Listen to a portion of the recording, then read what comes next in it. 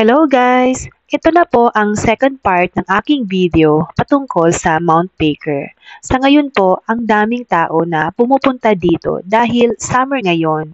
Meron naman pumupunta dito pag tuwing winter, yung time na maraming snow. Kasi yung iba na mahilig sa snowboarding, dito talaga ang magandang puntahan dahil matataas ang mga bundok. Sa ngayon guys, mainit dito. Buti na lang at may hangin kaya di masyadong stress sa pag-hiking. Ang Mount Baker po guys ay isa sa mga tourist attraction dito po sa Washington, US. Kaya kapag napadpad ka dito sa Washington, planuhin nyo na makapunta kayo dito kasi parang regalo mo na iyon sa iyong sarili.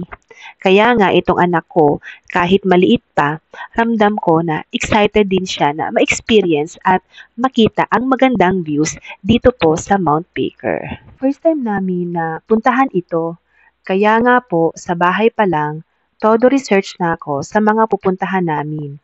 At least may konting idea na kami. Alam mo ba, na sa sobrang lawak nitong lugar, di na namin alam kung saan kami pupunta. Dahil halos lahat na nakikita namin kaliwat kanan ay ma-amaze ka talaga sa creation ni God. Masasabi mo talaga na He is a creator and a powerful God. Itong asawa ko, parehas kami ng mentalidad. Hilig namin ang mag-travel kahit saan. Basta lahat nature. Yun ang super love namin. Kaya nga, nung pig-present ko ito sa asawa ko, halos di na rin siya makatulog dahil bago ito sa amin. Pag namamasyal kayo dito, huwag kayo nagmamadaling umuwi. Kasi sayang lang kung konting oras lang ang ibibigay ninyo. Alam nyo naman, medyo malayo itong lugar na ito. Kaya dapat sulit-sulitin at namnamin ang views at libutin ang buong Mount Baker para pag uwi nyo, feeling complete kayo.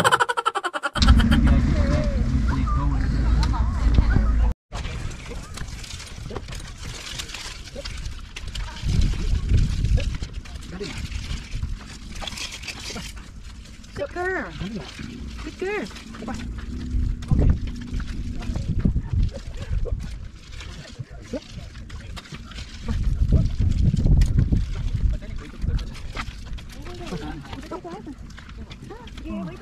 Dito mas maganda. Pwede mag-pingit dito. Ah, may pwede tira ito. Kung may buksan ano dito.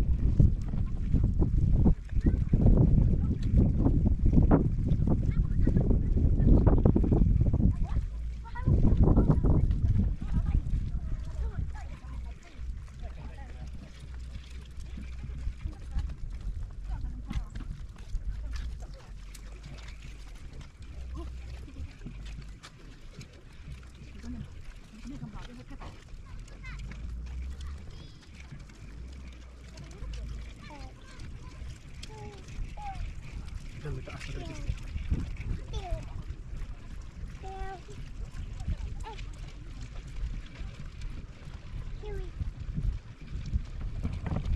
Jen?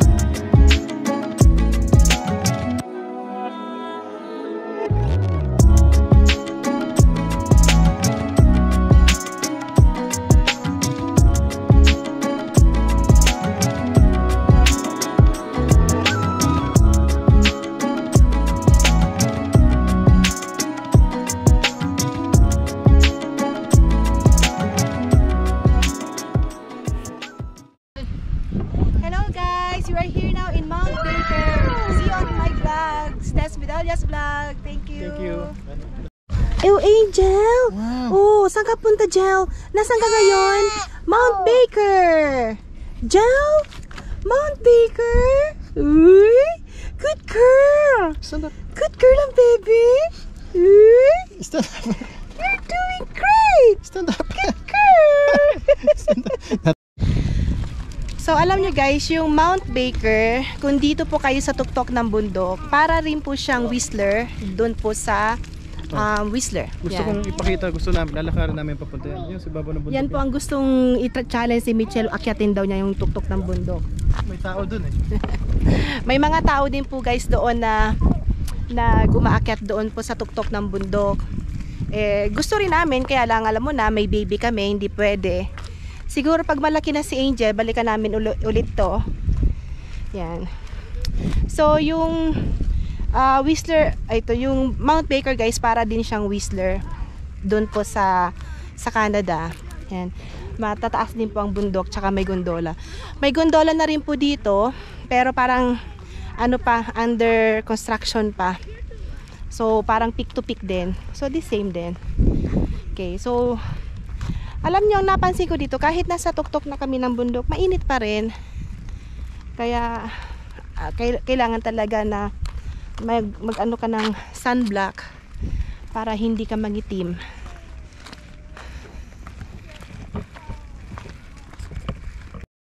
So ngayon naman guys, tapos na kami dun sa parting to. Ngayon naman pupuntahan naman namin itong kabila, yung pinakamalapit po talaga dun sa may snow. Angel, come on. Ito yung pinaka-social naming tourist guide. Di busol-busol ni Daddy.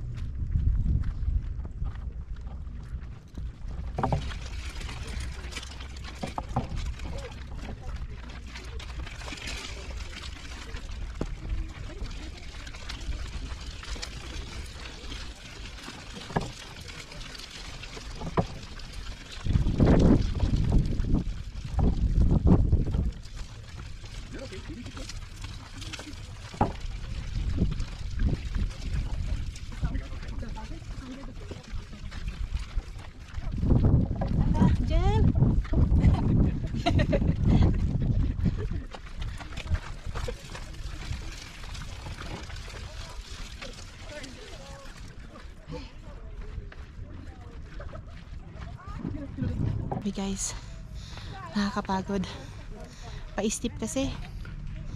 Si Angel pagod na yata. Si Angel, pagod na. Guys, ito oh. Pagod na. Pagod kalalakad. Ay. Ito, ang ganda dito oh. Ganda.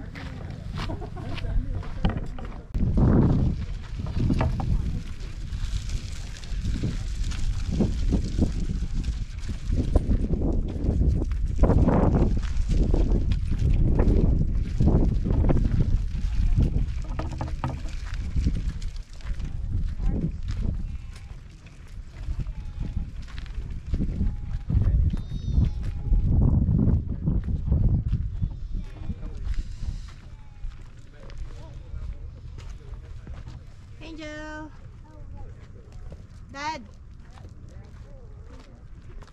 Huwag ka pumunta sa bato.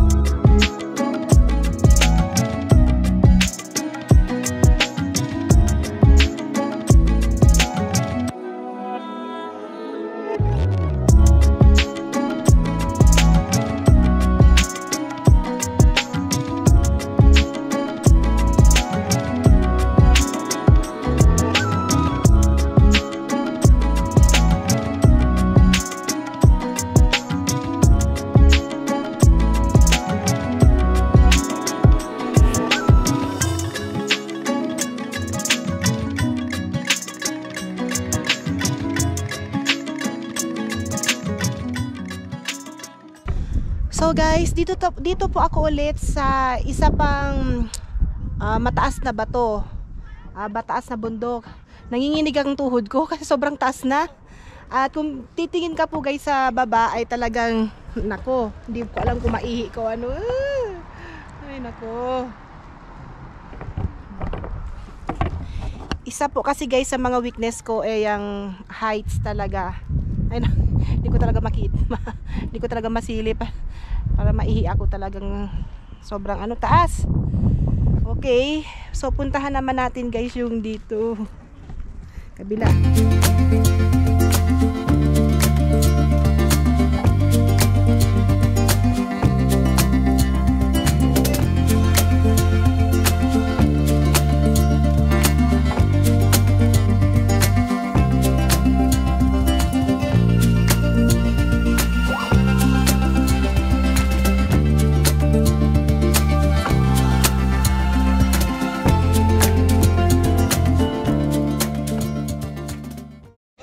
Alam nyo po guys, kapag pumunta po kayo dito sa Mount Baker, dito po sa tuktok ng, lalo na dito po sa pinakatuktok ng bundok, at sa lahat ng ano, dito sa Mount Baker, kailangan nyo pong, kumbaga sa ano, namnamin nyo na ang view.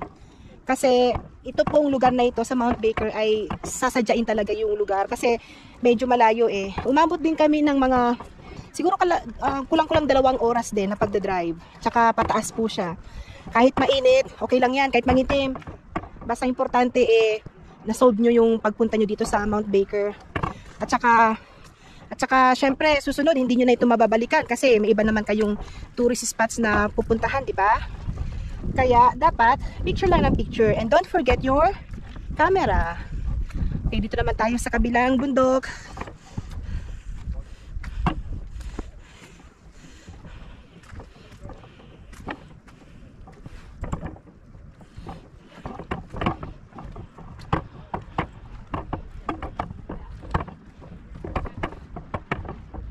Ayan.